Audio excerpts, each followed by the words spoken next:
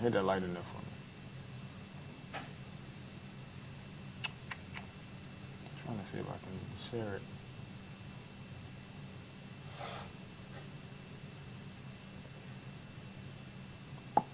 All right.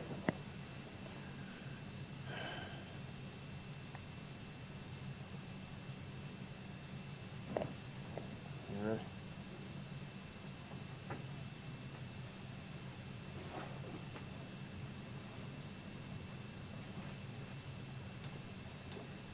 Get that wrong. 1, 2, microphone check.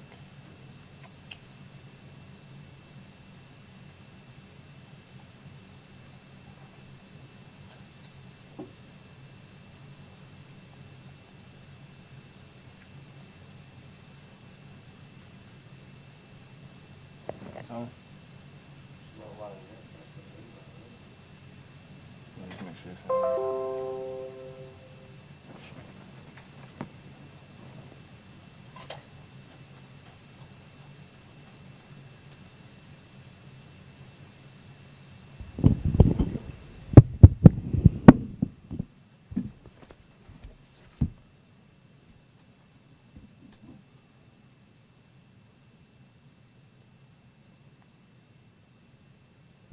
All right, so let's see. Time. Stop watching like that. Okay. Oh, no. You gotta go to timer. Yeah, I'm going to timer. I don't want that. Because that thing will keep going, boy. It won't stop. Okay, 0. And we're going to go 30 minutes. Come on, y'all. iPhone's too complicated, bro. Gosh. All right.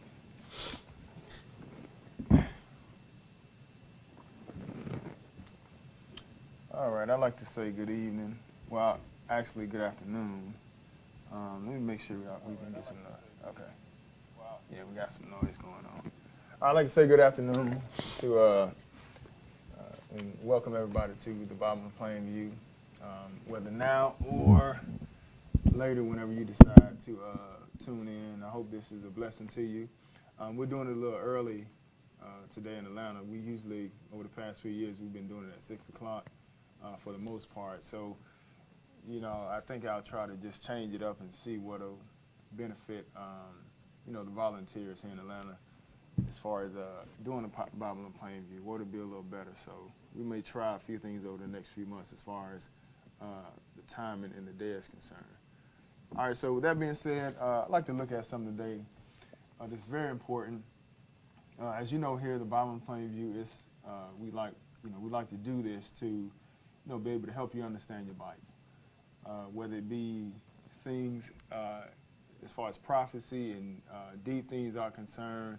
The overall goal is to touch on things to make things just easier. Period. Whether it's, like I said, whether it's deep things, immediate things. Just make it simple, and things that you might have heard in the Bible as far as tradition is concerned that you may not understand. Our our goal is to make sure we can kind of help you see that pretty clear mentally. So we don't really hit on the deep things too much. If we, you know, but what may be easy for us may be deep for you. Like going to heaven, a lot of people get confused with those type of things. So we try to help out as far as, you know, helping people get understanding. We try to deal with those matters. Things you can eat and not eat, we try to deal with those things as well. So, you know, that's what Bible in Plain View is about. So you're going to learn some things. You're going to learn about tradition. You're going to learn about Sunday worship, and you're going to learn about traditions of men, Christmas, Easter, all that type of stuff. So those things are very important. However, the things that we have to consistently work on that is more important, you know, for the most part than all of those is pride. Because once you do come into the Word and you get understanding on some of the difficult things or even easy things, one of the things that there always be improvement for in each individual person is pride. And that's why I titled this Pride. There will always be room for improvement. And, you know, whether you come into the Word, been in the Word for a year, whether you've been in the Word for 10 years, it don't matter. It's always some room to work on that pride, because we live in a society where we're not really taught to operate in meekness or humbleness. We're always taught to, you know, get back. If somebody do something wrong, you know, somebody offend you, then you don't allow that to slide, and that's not how, you know, God set things up. You know, the ultimate goal for this man is to figure out what it takes for us to become God. The manuscript or the manual for that is in the Bible, and you just have to follow it, you know, to the T. And pride is one of the biggest issues that we have. So we're going to look at that, and, you know, hopefully this will be a blessing to somebody.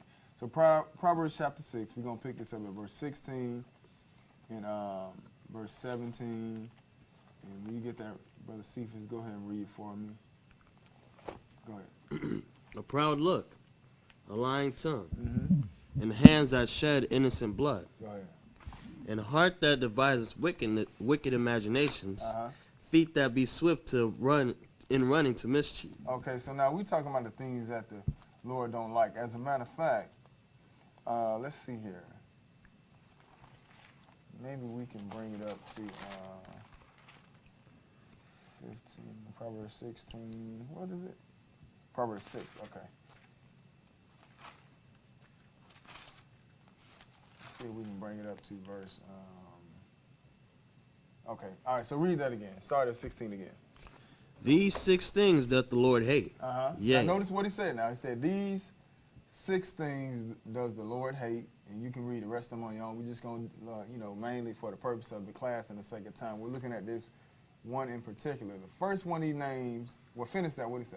Yea, 7 are an abomination unto him. So these are bad in God's eyes. He don't like these. He hates these right here. These 6 things that the Lord hate, 7 are an abomination unto him, what? A proud look. Oh, so notice the first thing he says. He says a proud look. Not to be confused or mixed up with you being proud of someone. You know what I'm saying? Your child do good in school, you're proud of them, you know. You're happy for them. You know, that's, you know, I think we dealt with a few years back where somebody was saying that, you know, if you're proud, you know, as far as you're, you know, proud of anything, that's a problem because God don't like that. But you got to be able to, you know, understand things in context. We're not talking about the feeling. We're just talking about an action or how you carry yourself. And what he says here, he says a proud look. What else? A lying tongue. And believe it or not, a proud look can lead to that. Say, for instance, you got embarrassed about something or somebody said something bad about you that you didn't like. Hey, sometimes you can get out of control and it can lead to slander because you're trying to protect yourself. You know, so he said a proud look, a lying tongue, and what else? And hands that shed innocent blood. Right, and I've even, you know, you think about some of the different things that happen in life today. You know, one of the instances that I see going on in the world, mainly with the black man or Israel is concerned, is that there's a lot of killings going on between brothers. And sometimes, you know, it's simple things. You know, somebody step on your shoe at a club or something, or you riding by somebody staring at you, looking at you in the face and not speaking to you. Next thing you know, somebody done killed somebody because somebody looked at them. You know, I mean, things like that happen because there's a lot of things that go on in the, you know, black community where brothers are getting killed for nothing. Somebody said something about me. Somebody talking about me, so, you know, I can't allow that to go on. So I'm going to deal with that. And that's, you know, all based in pride. You know, but God hates that. And these are things that we have to make sure we, you know, work on. Even with things as an individual, you may not go to that extreme. But, you know, if you look at family members and why things don't work out in families, it's because of pride. Someone might have said something. There might have been an argument, you know, that never got squashed because of pride. And it shouldn't be that way. Flip over to Genesis chapter 4. Let's look at a great example of some pride that's being exhibited. Genesis chapter 4.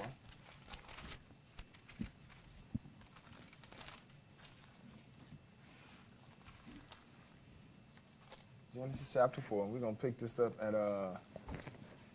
verse 1. Genesis 4 and verse 1. Go and read that for me.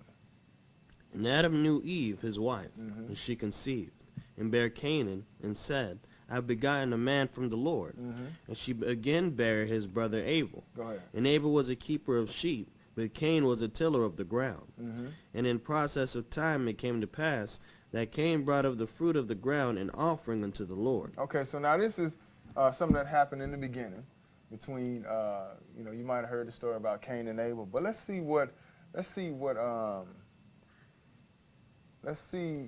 was the result of Cain's envy toward his brother. And let me see here. Let me see. Because somebody asking me, is this online? And it is. So I shared it online, so you should be able to see it. All right, so let's see what was the end result of what happened with Cain being envious of his brother. It said, Adam knew Eve, his wife, she conceived and bare Cain, and said, I've gotten a man from the Lord. And she again bare his brother Abel, and Abel was a keeper of sheep, but Cain was a tiller of the ground. So some people say, well, the reason why God didn't accept Cain's offering because he worked from the field. But that's not the case. Both of them had different jobs, or different occupations. But the problem was the offering that was being made to the Lord. So what he said in verse 3. And in process of time, Mm-hmm. it came to pass that Cain brought of the fruit of the ground an offering unto the Lord. So it says, Cain brought a fruit, from what his occupation was. He brought some fruit up, right? Mm-hmm. But notice what it says about Abel. It says Cain brought of the fruit of the ground an offering unto the Lord. What else? And Abel he also brought of the firstlings of his flock and of the fat thereof. Oh, so he brought the firstlings of his flock. So you notice what's happening here. The Bible does give you a difference now. Just tell you that Cain, he brought, fruit of the ground. Then it says in Abel, he also brought of the firstlings of his flock and of the fat thereof. So he brought the best of what he had gathered. From his flock or whatever, he brought the best of it to God. As opposed to Abel, like he just got what whatever he had, he just brought it to the Lord. There wasn't no fat, wasn't no firstlings and nothing like that. That's what the problem was right there. All right, go ahead and read. What else? And the Lord had respect unto Abel and to his offering. Right, so that's what the Lord had, not his occupation. He had respect unto Abel and his offering, how he offered it up. You see, it said what? He offered up the fat and the firstlings, so that was pleasing in God's eyes. What did he say in verse 5, though? Because now we're going to see an issue coming. Verse 5, what did that say, brother? But unto Cain and to his offering he had not respect. And Cain was very wroth, and his countenance fell. Right, so another thing you should learn while looking at that, listen, when you come to serve God, you got to have some pride about it. Don't come serving God, anything come to dealing with God's business and stuff like that. Listen, it needs to be some joy in doing it. And if there's no joy in doing it, any bickering and fighting going on, you might as well not even do it. Not encouraging that, but I'm just saying, listen, have some joy about serving God. That's for everybody across the board, because we see, hey, Cain just brought his offering, and it says what? That the Lord didn't have respect for it. And Cain was very wroth, and his countenance fell. So Cain got upset. But let's see who he's going to take his anger out on. What did he say in verse 6? And the Lord said unto Cain, Why art thou wroth? And why is thy countenance fallen? Right, so what's going on, Cain? This is what the Lord is saying to Cain. Why are you upset? Why are you wroth? Why are you angry? And why is your countenance falling? What's up with the change, man? You acting a little funny now. Right. You know what I'm saying? Why is your countenance falling? Go ahead and read. If thou doest Matter well. of fact, you moping around and stuff like that. You got an attitude problem. What's up with that, Cain? Why your countenance falling? Keep reading. If thou doest well, shalt thou not be accepted? But understand that, though. Like, instead of giving way to pride, just fix the issue. You understand? Like we can avoid a lot of unnecessary things if we just address the issue of pride. He say what? If thou doest well, shall thou not be accepted? So in other words, look, hey, Cain had an opportunity to fix it. Hey, next time you come back, just bring your best. Bring the firstlings of what you got. You know what I'm saying? Bring the best of the fruit of the ground what you got. Next time, do that. He say, look, if thou doest well, shall not thou be accepted. If you do good, hey, I'll accept you. So I don't got to envy somebody else. I don't got to be jealous of somebody else. I don't got to be embarrassed because somebody got, somebody got picked over me. You know what I'm saying? Like you don't have to do that. Hey, just get your game up, in other words.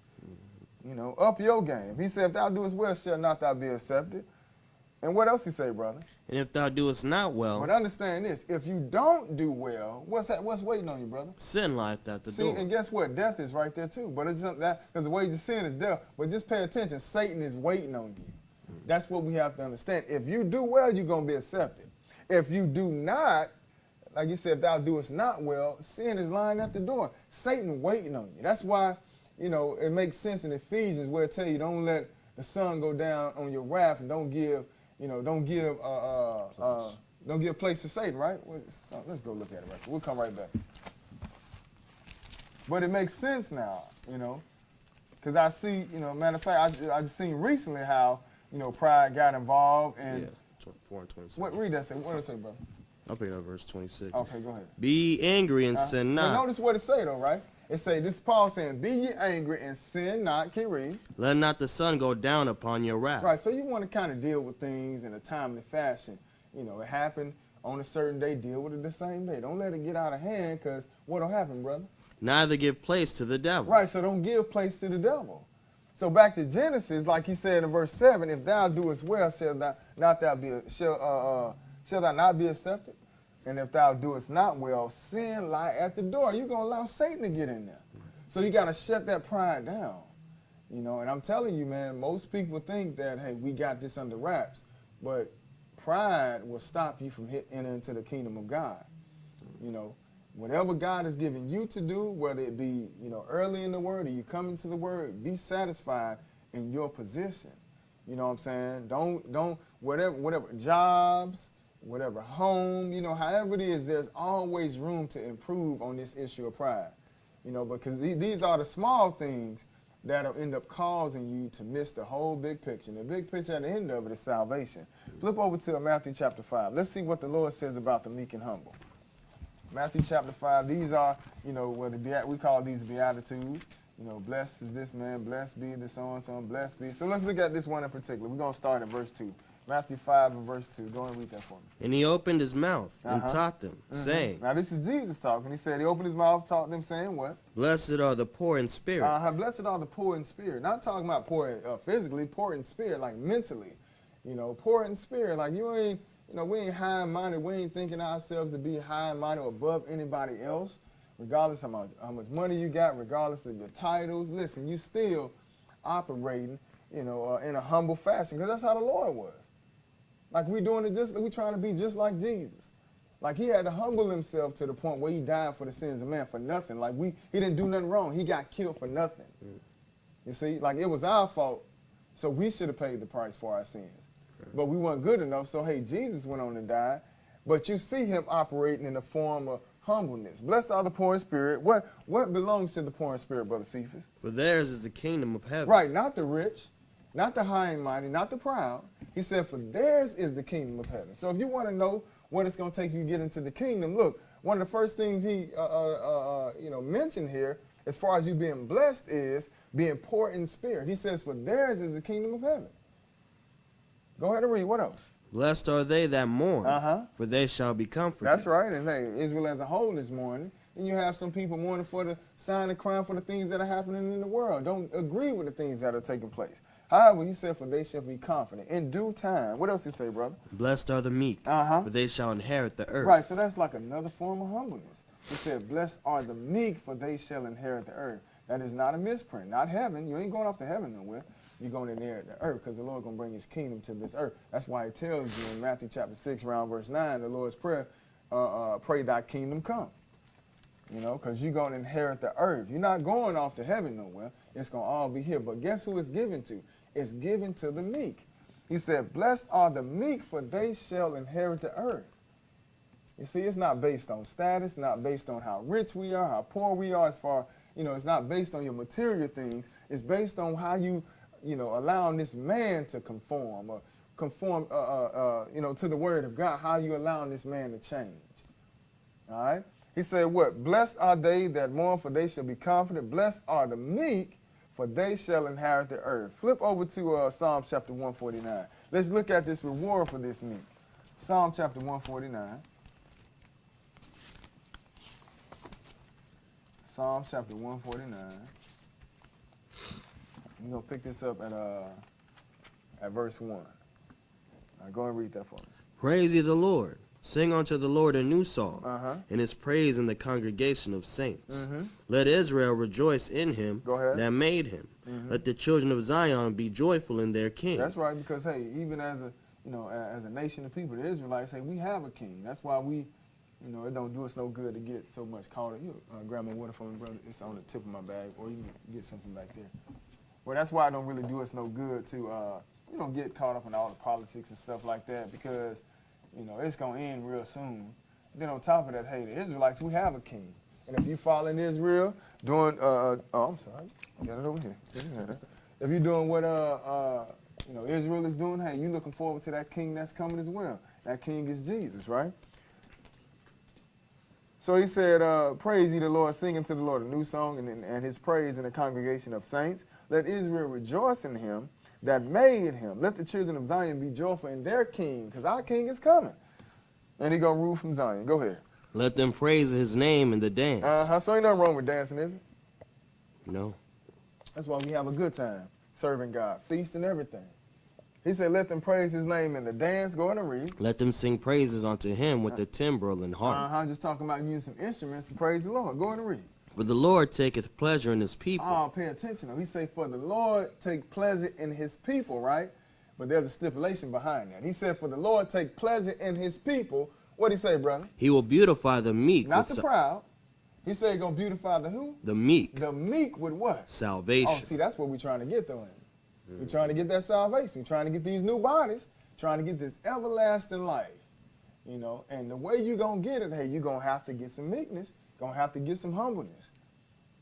Got to work on that. Regardless of, what people tell you and what you may assume to be right, always double check to see, can I get a little better? Can I work on myself? Am I improving as a person? Am I the same way I used to be 3 and 4 years ago? You know what I'm saying? Like, it should be a difference. You shouldn't be the same person that everybody knows who tells it like it is. You know what I'm saying? You have to be able to judge when to tell it like it is. And on top of that, you have to be able to judge if it's necessary to even say something. Mm-hmm. Because you can cause somebody else to fall. So sometimes you just got to hold your tongue, you know what I'm saying? And for the good of the body of Christ, or the good of you being a person, things that's going to help you become better. Sometimes you have to learn when to say something, when not to say something, or even how to do it. That's why another place in James tell you that, you be swift to hear and slow to speak. Right. And that's something learned. Like, you have to be taught that. You have to want to change. Like I said, mainly everything in the world today is opposite. We always react. Somebody hit me, I'm going to hit you back. You cuss me out, I'm going to cuss you out. But the Bible teaches you how to, like I say, be swift to hear. You quick to hear the matter before you say something. Be swift to hear and slow to speak and slow to respond. You see, but that takes a form of humbleness and form of meekness. You understand? So now let's go over to Romans chapter 12, but that's what he said. He's going to beautify the meek with salvation. Okay. So we're going to go to Romans chapter 12. Matter of fact, when you come back, Steve, you can turn the AC off too, man. I don't know how I got on. I thought I turned it off last night. So Romans chapter 12, we're going to look at that. And then we're almost done. Just some reminders. Yeah, because that thing is going, put on 75. But, just some reminders to help us out in this walk, so we don't forget. We can attain a lot of knowledge, but like I say, the things that are necessary, as far as learning how to control the tongue, learning how to be meek and operate with love and kindness and stuff like that, that stuff is very important, and that's one thing we have to understand. So let's go back to Romans chapter 12, to the back of the book in the New Testament, Romans chapter 12. We're going to pick this up at verse 1, and we can get that going and read that for me. I beseech you, therefore, brethren, by the mercies of God, that ye present your bodies a living sacrifice, holy, acceptable unto God, which is your reasonable service. So notice what he said, right? He said, I beseech you, brethren, therefore, brethren, by the mercies of God, that you present yourselves, your bodies a living sacrifice, holy, acceptable unto God. So now we live for God, right?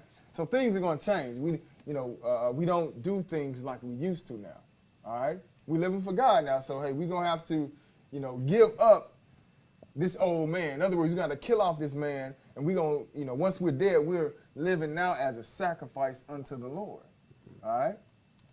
It's almost like Jesus, just like he did. Remember, he was a sacrifice, and he got up alive. So when you get up from that baptism, almost in the same form, but not, it's just, spiritual here. You get up and you walk in the newness of life, but we live toward God now. We're no longer married to sin. All right? He said, I beseech you, therefore, brethren, by the mercies of God, that you present your bodies a living sacrifice, holy, acceptable unto God, which is what? Your reasonable service. Keep reading. And be not conformed to this world. Right, because now we getting shaped like the Word of God now. We starting to get shaped like Jesus, like the Godhead. We're working toward becoming sons of God. Not just taking on a new body, that ultimate salvation, but also the things mentally. We're gonna start thinking like God now, having mercy. You know what I'm saying? Kindness and meekness and humbleness and stuff like that. And one of the greatest examples is Jesus himself.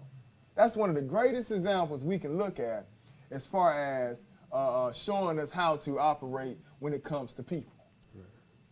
So he's saying, be not conformed to this world, but what? But be ye transformed by the renewing of your mind. Right, so I know mama might have told you to do this if somebody do it to you.